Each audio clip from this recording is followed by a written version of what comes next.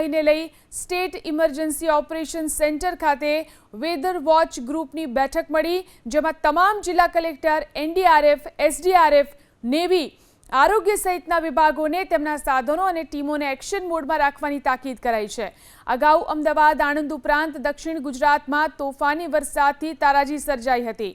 આ દરમિયાન પૂરમાં ફસાયેલા 9,600થી વધુ લોકોનું રેસ્ક્યુ કરાયું હતું, જ્યારે જોખમી વિસ્તારોમાંથી 53,600થી વધુ લોકોનું સ્થળાંતર કરવું પડ્યું હતું.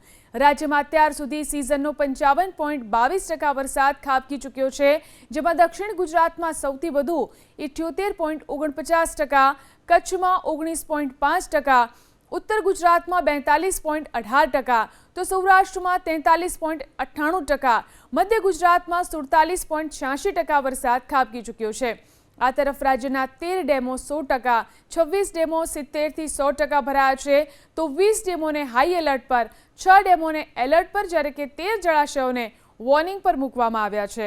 સરદાર સરોવર નર્મદા ડેમમાં 69.73% જળ સંગ્રહ છે, જેમાં રાજ્યના 206 જળાશયોમાં કુલ જળ સંગ્રહ 45.87% છે.